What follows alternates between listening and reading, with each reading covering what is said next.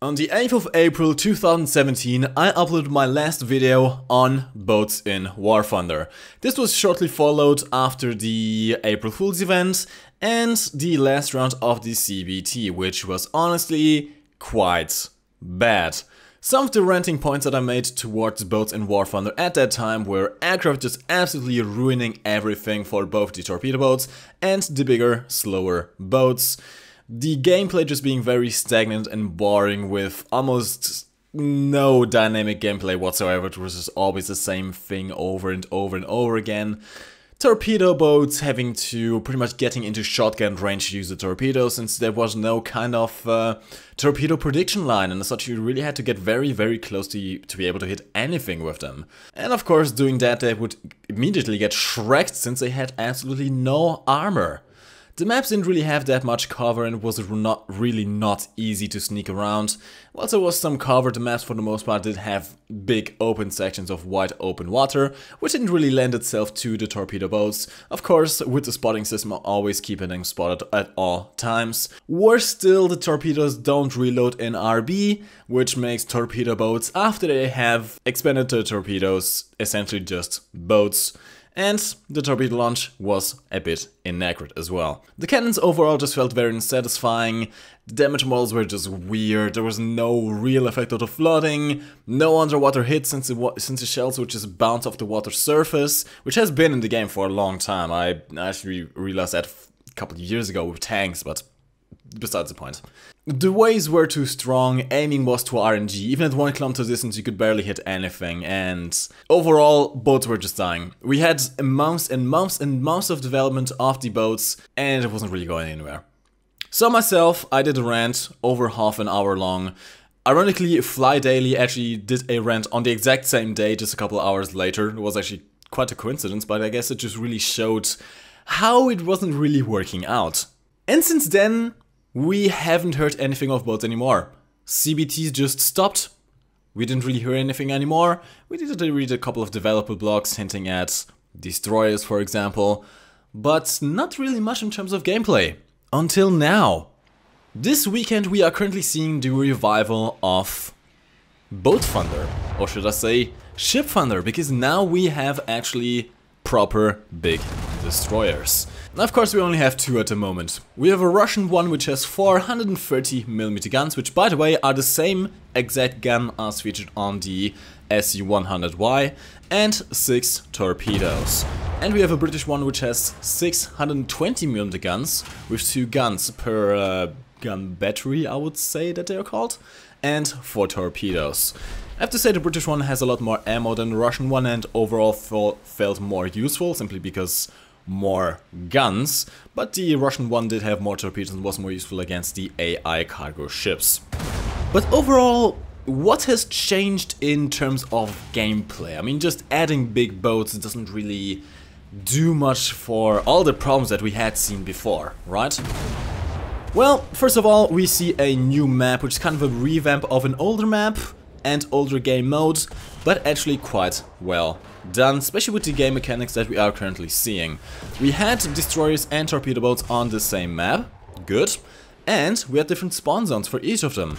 The destroyers used to spawn towards the edges of the map, very far away, about 12 kilometers away. By the way, this map is absolutely huge, I think it's 12 by 12 kilometers, so yeah, it is quite big. But destroyers would spawn quite far away in the wide open water, whilst the torpedo boats would actually spawn towards the middle of the map in the cover of the ice shoals, which is very nice. This is one of the points that I really hammered in during my rant, is that there wasn't really any cover for the torpedo boats. Now there is. They can sneak around through the middle, not have to worry about destroyers just wrecking them from 12 kilometers away, and just really have fun. Now the destroyers do take a long time to accelerate and stop. Do keep in mind these things are very heavy. One of them weighs 2,500 tons. That's a heavy bastard. But surprisingly enough, the destroyers are actually pretty good in a straight line. They are quite fast at top speed. And they are also quite maneuverable once they are up to speed. They don't really take too long to maneuver around.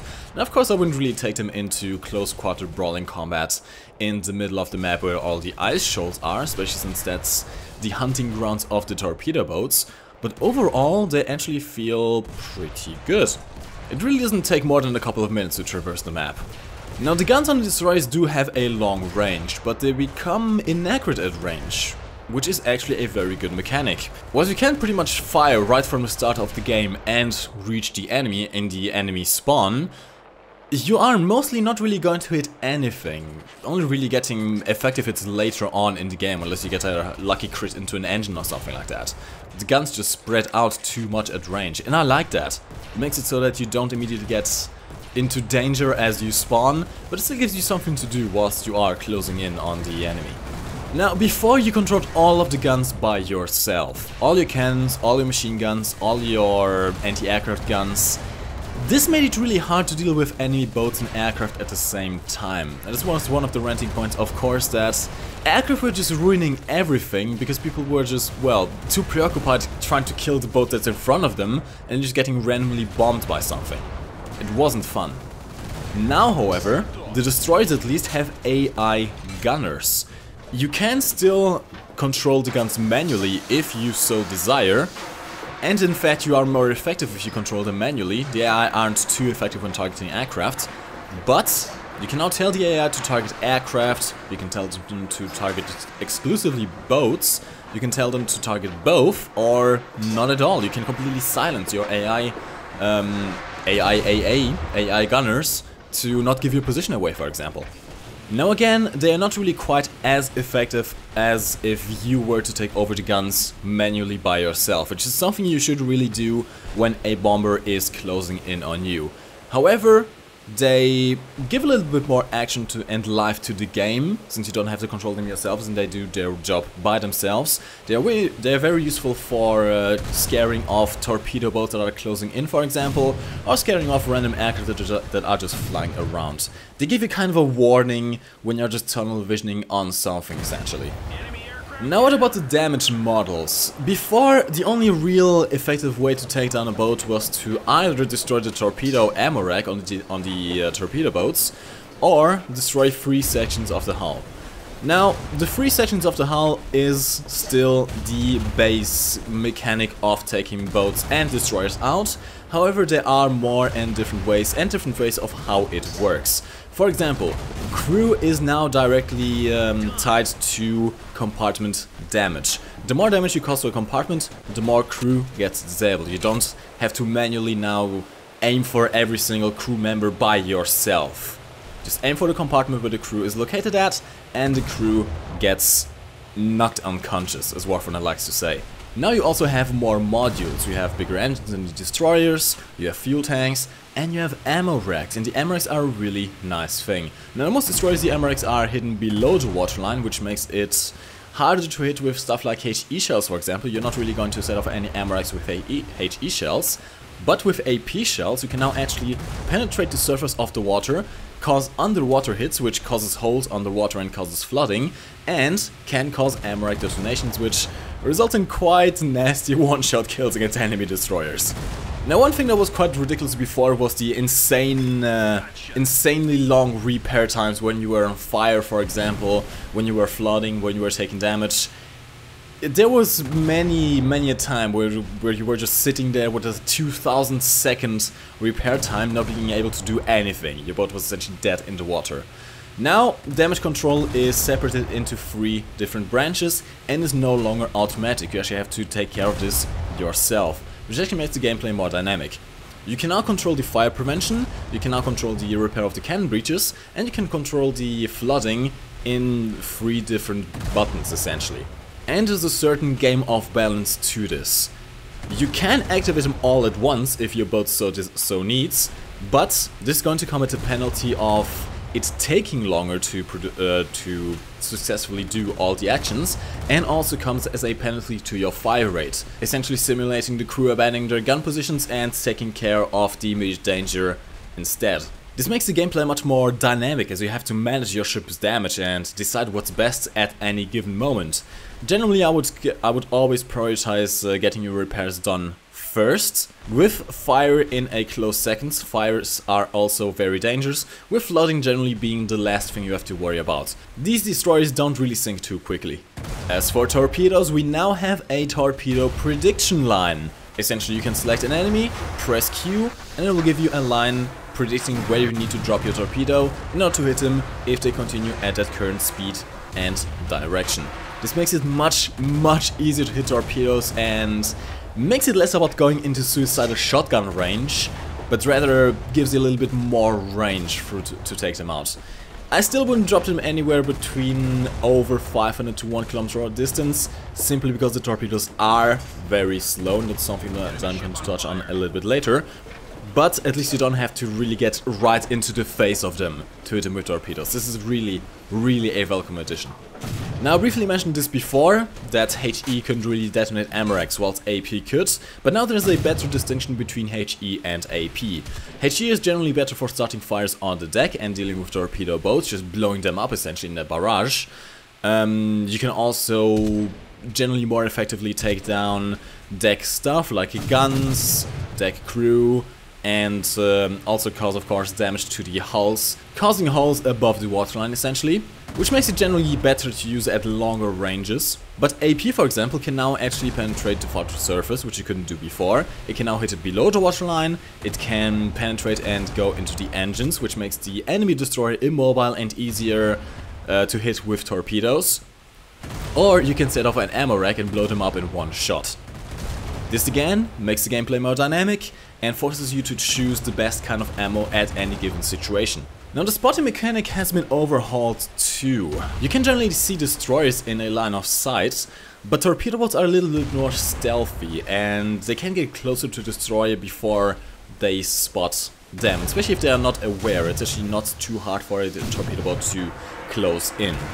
That is, of course, until you get too close to the cargo ships, which will absolutely tear you apart, or the AI gunners of the enemy destroyers start lighting you up too. So these are the general changes, and overall, it's great. This is a much better game mode than it was before.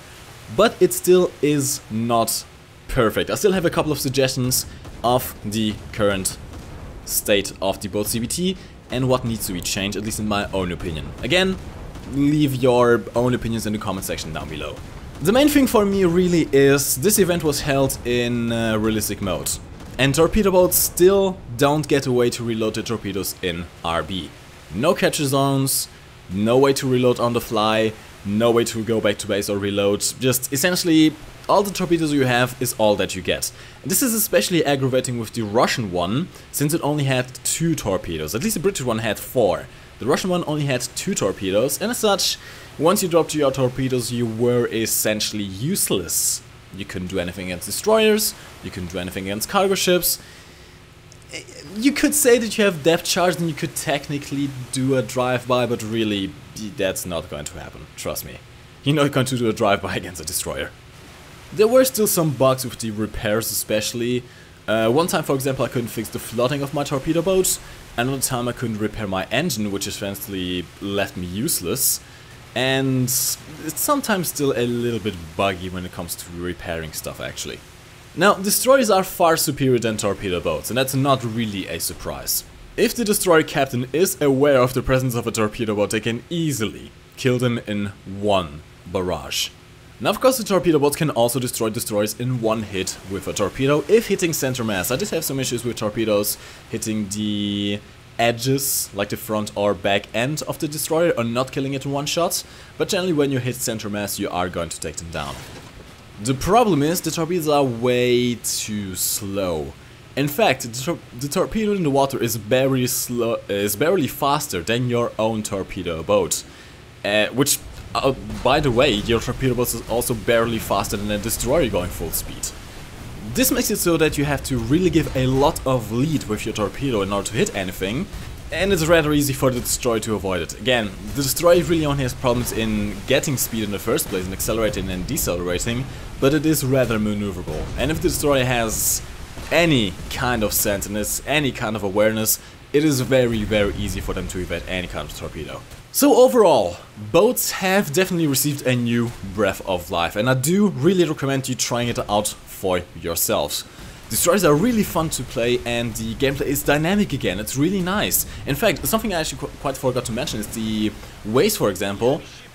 Of course, they wouldn't affect destroyers as much, but it really notices, even in the landing crafts, not landing craft, even in the torpedo boats, it doesn't seem like the waves affect them too much anymore, which makes the aiming less RNG and allows you to actually go for weak spots, as you should, rewarding skill, which is something I really like about it.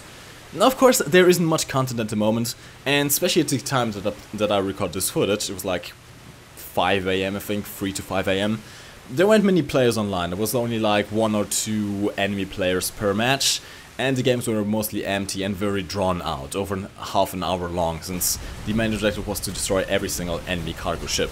But really, Gaijin hasn't been sitting on their asses for these past months, and I really have to commend them for that. Gaijin has definitely listened to the major complaints of the community, and the overall overhaul of the base gameplay mechanics are awesome. They are really awesome. This is just a start.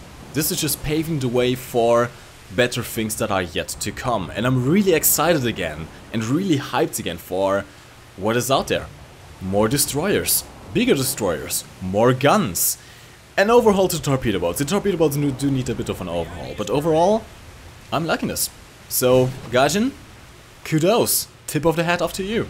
But these are of course just my humble opinions. Before you go, I do recommend checking out Twitch in about, well, I don't know when this video is going to be up, but around 6 PM UK time I am going to be streaming Boat Thunder once again on twitch.tv/MikeGoesBoom, so feel free to join in and see some live gameplay. Might see if I can get someone to play with me actually, we'll see. Other than that, leave your own opinions in the comment section down below if you have played the boats yourselves, what do you think about them now, and what do you think about the general gameplay you have been seeing. But anyways lads, I'll see you in the next video. My name is MikeGoesBoom, and thank you for watching. You can lift your head up to the sky, take a deeper breath and give it time. You can walk the path among the lines with your shattered frame of mind. Or instead you could always stay. We can wait right here and play until somehow you can find